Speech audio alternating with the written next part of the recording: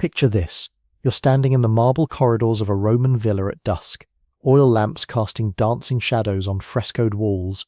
Through thin fabric partitions, you hear whispered conversations between a domina and her slave girls, planning tomorrow's beauty rituals. The air carries scents of rose oil, burning incense, and something else, something metallic and strange. A senator's wife emerges from her private chambers, her face painted with white lead, her lips stained crimson with mercury-based cosmetics that will slowly poison her over the years. She moves gracefully toward her husband's study, where important guests await, but her steps carry the weight of customs so alien to our modern sensibilities that they seem pulled from fever dreams rather than historical records. Before diving into these forgotten stories of survival and suffering, if you enjoy learning about the hidden truths of history, consider hitting that like button and subscribing for more content like this. And please, comment below to let me know where you're listening from. I find it incredible that we're exploring these ancient stories together from different parts of the world, connected across time and space by our shared curiosity about the past. What we call intimacy today, private moments between lovers, personal grooming habits, family relationships, existed within frameworks so radically different in ancient Rome that they challenge every assumption we hold about human nature. These weren't aberrations or exceptions to Roman life. They were woven into the social fabric, supported by law, religion, and custom, creating a civilization where power dynamics, gender roles, and human sexuality operated according to rules that would horrify and fascinate us in equal measure. In 79 AD, when Mount Vesuvius buried Pompeii under volcanic ash, it preserved not just buildings and bodies, but evidence of intimate practices that Romans themselves often discussed only in whispers.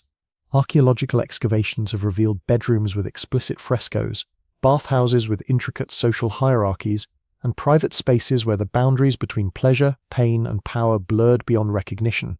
Consider the Roman concept of pudicitia, often translated as chastity or modesty, but encompassing something far more complex.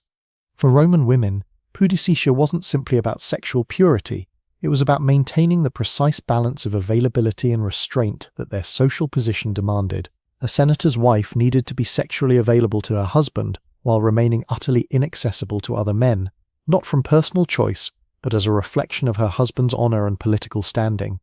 Livia Drusilla, wife of Emperor Augustus, mastered this balance so completely that she became the template for Roman feminine virtue. Yet behind closed doors, she allegedly maintained a network of informants among the slave girls of prominent families, gathering intelligence about the intimate habits of her husband's political rivals. She understood that in Rome, personal information was political currency, and bedchamber secrets could topple governments. Roman marriage itself operated on principles that seem almost businesslike in their calculated nature. Marriages among the elite were negotiations between families, designed to consolidate wealth, forge political alliances, and produce legitimate heirs. Love, if it developed, was considered a pleasant bonus rather than a prerequisite. Wedding nights were often the first time couples met privately, and the pressure to consummate the marriage successfully could be overwhelming. Pliny the Younger, writing to a friend in 97 AD, described the wedding night of a young couple from prominent families. The girl, barely 14, trembled as her mother and aunts prepared her for the ceremony that would transform her from child to wife in a single evening. Her husband, 20 years her senior, waited in the adjoining chamber, while older women explained duties she could barely comprehend. The marriage bed had been blessed by the household gods, sprinkled with sacred water, and draped with fabrics dyed the precise shade of red that would hide the evidence of her virginity's end. Roman sexual customs recognized categories of human beings rather than simply male and female. Citizens, non-citizens, slaves, freedmen, and foreigners occupied different positions in an elaborate hierarchy that determined not just social status but sexual roles and expectations. A Roman citizen man could engage sexually with slaves, prostitutes, or foreigners without social censure, but his interactions with the wives or daughters of other citizens were strictly regulated and potentially deadly. Gaius Silius discovered this distinction fatally in 48 AD, when he married Valeria Messalina, wife of Emperor Claudius, while Claudius was away from Rome. Whether the marriage was legally valid mattered less than its symbolic challenge to imperial authority. When Claudius returned, both Silius and Messalina were executed, not primarily for adultery but for threatening the political order through their sexual transgression. Slavery added another layer of complexity to Roman intimate life. Household slaves were considered extensions of their owners' bodies, available for sexual use without consent or legal protection. Wealthy Romans often maintained specialized slaves for different aspects of intimate life: cosmetae for beauty treatments, cubicularia for bedroom service, and concubinae for ongoing sexual relationships that existed parallel to legal marriages. Marcus Crassus, one of Rome's wealthiest men in the 1st century BC, reportedly owned more than 500 slaves in his urban household alone. Among them were dozens of young men and women selected specifically for their physical beauty and trained in arts that extended far beyond domestic service. Roman writers of the period hint at elaborate rituals within such households, evening gatherings where slaves performed not just music and poetry, but intimate services that blurred the lines between entertainment, worship, and sexual exploitation. Roman bathing culture created spaces where social and sexual boundaries operated according to carefully calibrated rules.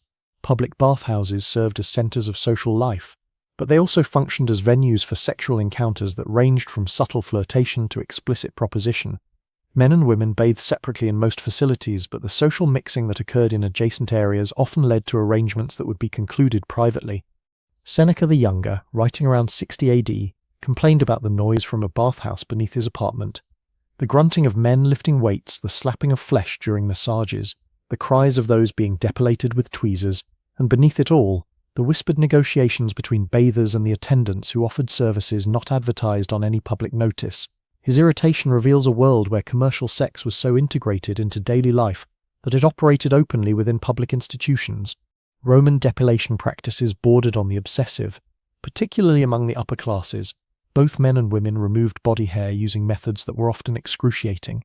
Heated tweezers, primitive waxes made from pine resin, and even pumice stones used to abrade hair from the skin. Wealthy Romans employed specialized slaves called alipilari, whose sole responsibility was hair removal using these brutal techniques. Martial, the Spanish-born poet writing in the 1st century AD, described watching a senator's wife endure a depilation session. She lay motionless as her slave girl worked with heated bronze tweezers, removing each hair from her arms, legs, and more intimate areas while maintaining the stoic expression expected of a Roman matron. Tears ran silently down her cheeks, but she made no sound that might suggest weakness or complaint. The procedure took hours, and when finished, her skin was raw and bleeding, but perfectly smooth according to the fashion demanded by her social position. Cosmetics in ancient Rome often contained substances we now know to be deadly. White face paint made from lead carbonate gave upper-class women the pale complexion that signified wealth and leisure, but prolonged use led to lead poisoning, causing neurological damage, infertility, and death. Rouge made from mercury-based compounds produced beautiful red lips and cheeks while slowly destroying the nervous system. Kohl eyeliners contained antimonide and other toxic metals. Ovid, in his Ars Amatoria written around 2 AD, provided detailed instructions for women's beauty routines that read like recipes for gradual suicide. Mix white lead with vinegar until it forms a smooth paste, then apply thickly to face and neck. For lips, crush cinnabar with rose oil and animal fat. Line the eyes with antimony mixed with honey and wine. Women following these instructions literally painted themselves to death over years or decades, pursuing beauty standards that demanded the sacrifice of health and longevity. Roman contraceptive and abortifacient practices relied on substances and procedures that were often more dangerous than the pregnancies they were meant to prevent. Silphium, a plant harvested to extinction from the coast of Libya, was so valued for its contraceptive properties that it appeared on Cyrenaican coins and sold for its weight in silver. Women consumed it in various preparations, but the plant's active compounds were so concentrated that overdoses frequently proved fatal. Soranus of Ephesus, a Greek physician practicing in Rome during the 2nd century AD, documented other contraceptive methods in his gynecology. Some women insert wool soaked in honey, cedar resin, or vinegar before intercourse. Others consume mixtures of copper sulfate, iron rust, or crushed beetles. Still others attempt to prevent conception through violent exercise, hot baths, or deliberate falls. His clinical tone masks the desperation of women risking their lives to control their fertility in a society that offered them few legal or social alternatives. Abortion practices were even more dangerous. Roman law generally permitted abortion, viewing the fetus as part of the mother's body rather than a separate entity, but the procedures available were brutal and frequently lethal. Women consumed toxic plants like pennyroyal, rue, and savin, which induced miscarriages by poisoning the entire system. Others underwent mechanical procedures using bronze instruments that often caused hemorrhaging, infection, or internal injuries. Pliny the Elder, in his Natural History completed around 77 AD, described observing a wealthy woman's attempt to terminate an unwanted pregnancy. She had consumed various herbs for days without effect, growing weaker and more desperate. Finally, she allowed a Greek physician to insert bronze instruments into her womb while she bit down on a leather strap and her female relatives held her still. The procedure succeeded in ending the pregnancy, but infection set in within days. She died in agony, her family telling neighbors she had succumbed to a fever rather than admit the true cause. Roman attitudes toward homosexuality operated according to complex social codes that had little to do with emotional attraction and everything to do with power dynamics. Sexual relationships between men were acceptable and often celebrated, provided they respected hierarchical boundaries. A Roman citizen could take the active role with slaves, foreigners, or social inferiors without criticism, but being penetrated by another man, regardless of consent or desire, was considered deeply shameful and potentially criminal. Julius Caesar faced persistent rumors throughout his career about his alleged passive relationship with Nicomedes IV of Bithynia during his youth. Political enemies referred to him as the Queen of Bithynia and suggested that his military conquests were attempts to compensate for this perceived sexual humiliation. Whether the accusations were true mattered less than their power to damage his reputation. In Roman culture, being sexually dominated was incompatible with political authority. Emperor Hadrian's relationship with the beautiful youth Antinous scandalized some contemporaries not because it was homosexual, but because Hadrian's obvious emotional attachment suggested he had surrendered the dominant position expected of a Roman ruler. When Antinous drowned in the Nile in 13 AD, Hadrian's grief was so overwhelming that he deified the young man and founded a city in his honor, acts that many Romans viewed as undignified displays of romantic weakness. Roman prostitution operated within legal frameworks that recognized different categories of sex workers with varying rights and social positions. Meretrices were registered prostitutes who worked in brothels and paid taxes on their earnings. Ancillae were slave women whose owners rented their sexual services. Femocillae were women of higher social classes who had lost their respectability through adultery or other scandals and had fallen into informal prostitution. Brothels in Pompeii, preserved by volcanic ash, reveal the working conditions of ancient sex workers. Rooms were tiny stone cubicles barely large enough for a narrow bed, with explicit frescoes on the walls depicting various sexual acts and prices. Graffiti left by clients includes names, crude reviews, and occasionally expressions of genuine affection for particular women. One inscription reads, "Restitute, you have such a sweet way of moving your hips," suggesting that even in commercial transactions, human connection sometimes emerged. The Suburra district of Rome housed the city's largest concentration of brothels, taverns, and entertainment venues. Wealthy men would visit in disguise, wearing common clothes and covering their faces to avoid recognition. Juvenal, writing around 100 AD, described senators and even priests frequenting these establishments. They arrive after dark, their togas exchanged for rough tunics, their senatorial rings hidden in purses. By dawn they return to their villas and their public virtues, as if the night's activities existed in a separate world governed by different gods. Marriage contracts among wealthy Romans often included detailed provisions about sexual behavior that sound more like business agreements than romantic partnerships. These documents, preserved on papyrus and bronze tablets, specified not just property arrangements but behavioral expectations, including frequency of sexual contact, acceptable forms of contraception, and penalties for various forms of adultery. A marriage contract from 134 AD between two prominent Roman families includes this clause: "The wife shall submit to her husband's sexual demands no fewer than twice weekly, unless prevented by illness, menstruation, or religious purification. She shall not refuse unusual requests unless they cause physical injury or require the presence of additional parties. Failure to comply shall result in financial penalties deducted from her dowry." Roman wedding nights often involved elaborate rituals designed to ensure fertility and marital harmony. The bride was carried across the threshold to prevent evil spirits from entering through her feet. Her hair was arranged with a spear that had killed a gladiator, symbolizing the courage she would need in childbirth. The marriage bed was blessed by matrons who had been married only once and had living children, while young boys scattered nuts and fruits to encourage fertility. Catullus, in his wedding song for Junia and Manlius around 60 BC, described the ceremony that preceded the couple's first night together. The bride sits silently as older women remove her childhood clothes and dress her in the saffron gown of marriage. Her face is painted with sacred clay, her hair bound with ribbons blessed by the household gods. She weeps not from sadness but from terror of the unknown transformation that awaits her. The groom waits in the adjoining chamber, drinking wine with his male relatives who offer advice both crude and tender about the duties he must perform before dawn.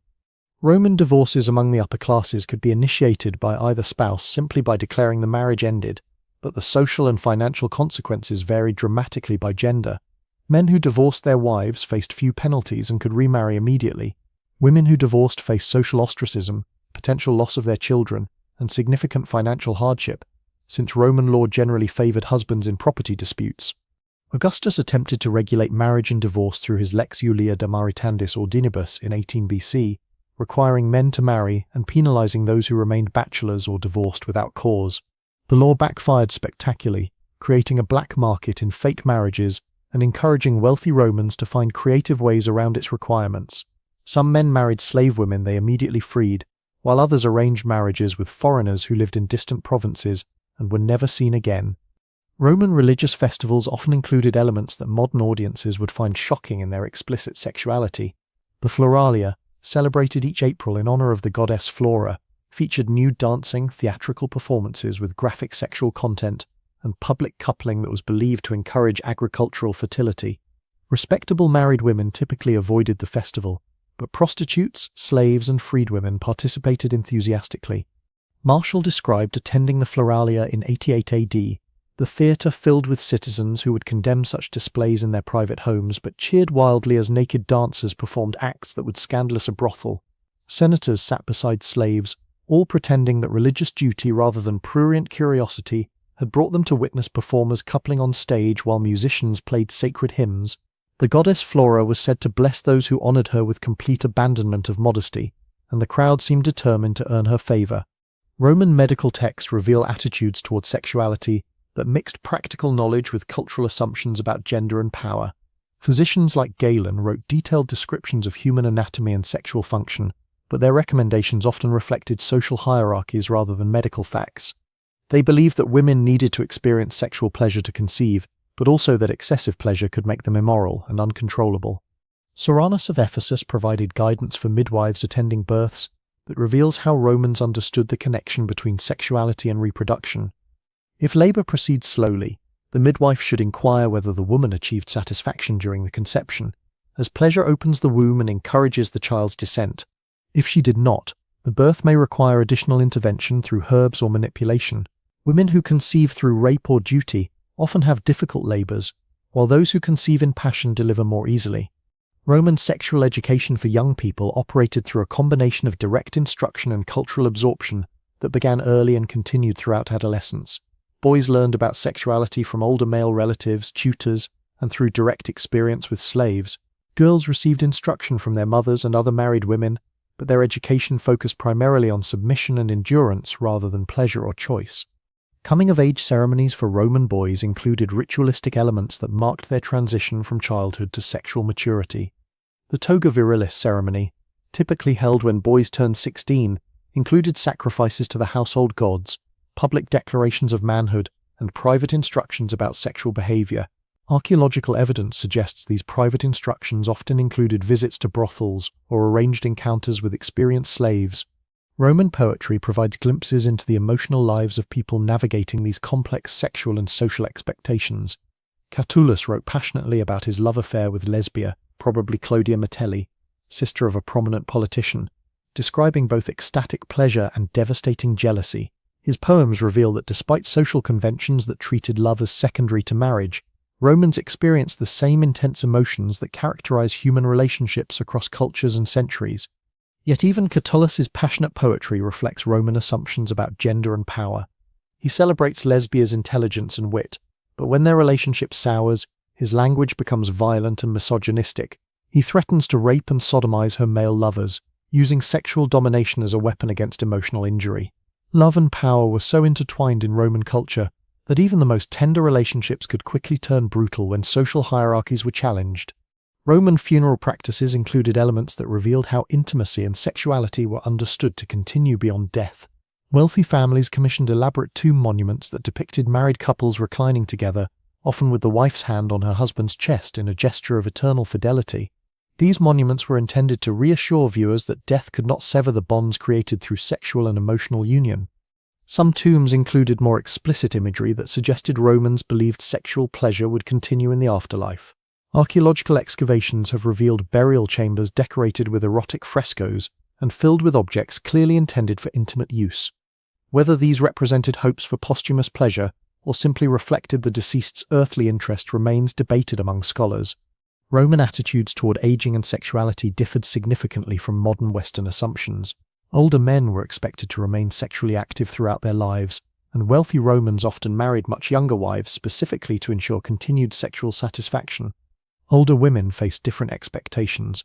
Widows were encouraged to remarry for social and economic reasons, but postmenopausal women who displayed sexual interest were often mocked as inappropriate or desperate. Juvenal satirized older women who pursued younger men.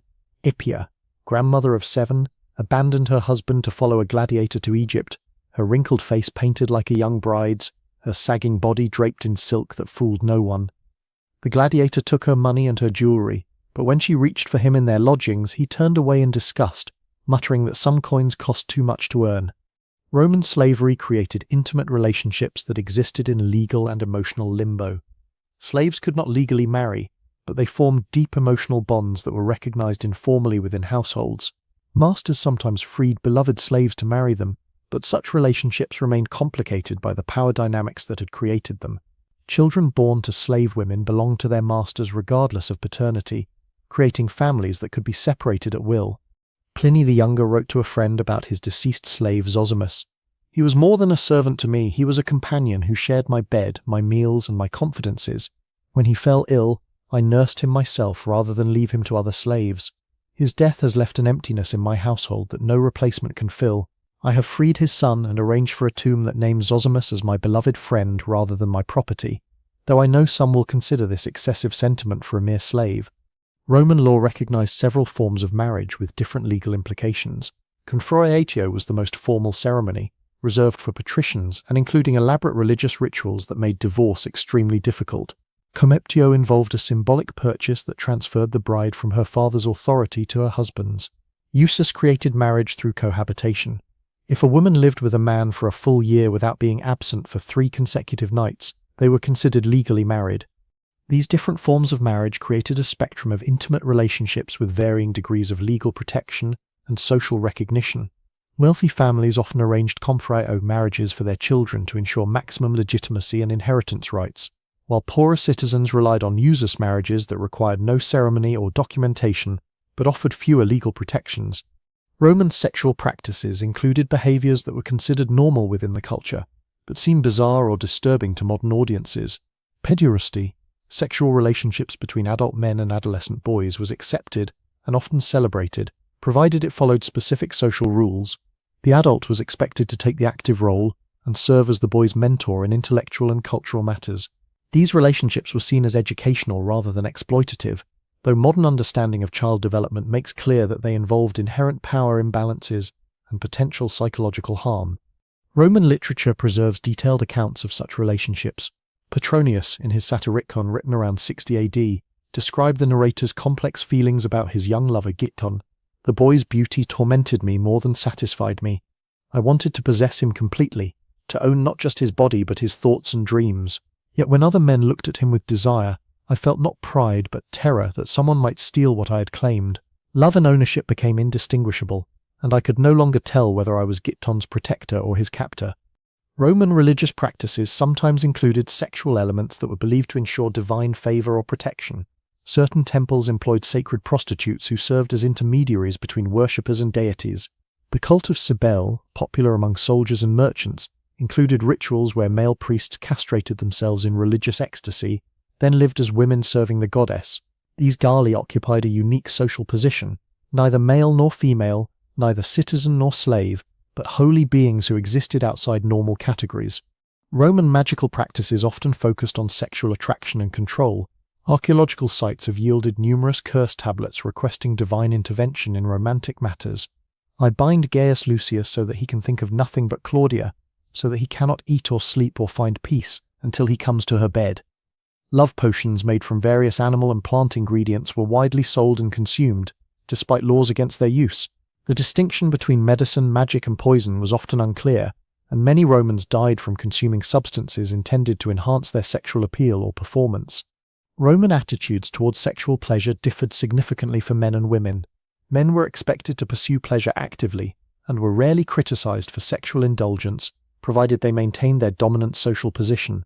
Women were supposed to experience enough pleasure to ensure conception, but not so much that they became uncontrolled or unfaithful. This delicate balance created anxiety for many women who feared that showing too much or too little sexual interest might bring social censure or personal danger. Roman literature includes numerous descriptions of women struggling with these contradictory expectations. Ovid's Amores, written around 15 BC, includes this passage. She lay beneath me like a statue, performing her duty but showing no pleasure, fearing that passion might mark her as wanton. Yet when I ceased my efforts, she wept, believing her coldness had failed to please me. Roman wives must navigate between the Scylla of excessive desire and the Charybdis of insufficient response, and many are wrecked on one shore or the other. Roman household management included detailed oversight of slaves' sexual behavior. Masters could forbid slave marriages, separate slave families, and use sexual access to slaves as rewards or punishments. Some households maintained detailed records of slave breeding programs designed to produce children with specific physical or intellectual traits. These records, preserved on papyrus and wax tablets, read like livestock inventories and reveal how completely Romans had dehumanized the people they owned. Roman military culture included sexual practices that reflected both the homosocial nature of army life and the power dynamics between conquerors and conquered. Soldiers were expected to remain celibate during campaigns, but this rule was frequently violated through rape, concubinage, and relationships with local women. Victory celebrations often included mass rape of female captives, which was considered a natural rite of conquest rather than a war crime. Caesar's Commentarii de Bello Gallico hints at these practices. After the siege of Alesia, the legions celebrated their victory according to ancient custom. The captured women were distributed among the officers and men, some to serve as servants, others for purposes that military discipline usually forbade, but victory temporarily permitted. The screams from the camp that night mingled with songs of triumph, creating a music that spoke of Rome's dual nature as both civilizer and destroyer. Roman urban planning reflected assumptions about sexuality and gender that were built into the physical structure of cities. Public buildings included separate entrances and spaces for men and women, while private homes were designed with explicit hierarchies that determined who could access which rooms. The innermost chambers where sexual activity occurred were typically decorated with frescoes and mosaics that celebrated fertility, pleasure, and sometimes violence. Roman roads, famous for their engineering excellence, also served to facilitate the movement of people involved in sexual commerce. Prostitutes, slaves, and entertainers traveled these routes between cities, following festivals, military campaigns, and commercial opportunities. Roadside inns often doubled as brothels, and traveling merchants expected to find sexual services as readily available as food and lodging. Roman legal systems included detailed regulations about sexual behavior that reflected the state's interest in controlling reproduction, maintaining social hierarchies, and preserving public order. Laws specified which sexual acts were legal, who could engage in them with whom, and what penalties applied to violations. These laws were not primarily concerned with protecting individual rights or preventing harm, but with maintaining the social structures that kept Rome stable and prosperous. Roman taxation systems included revenues from sexual commerce that provided significant income for the state. Prostitutes paid licensing fees and taxes on their earnings. Brothel owners paid additional taxes on their properties. Even private citizens who engaged in adultery faced financial penalties that enriched the imperial treasury. Sex was not just a private matter in Rome, it was a regulated industry that contributed to the empire's wealth.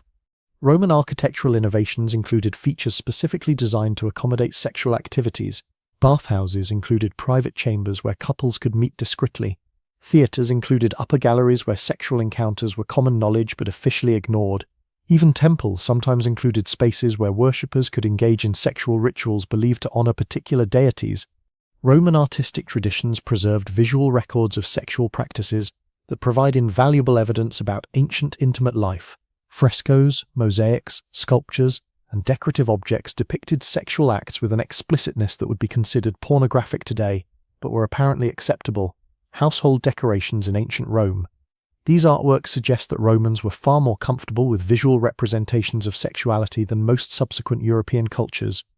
Roman philosophical traditions grappled with questions about sexuality, pleasure, and human nature that remain relevant today.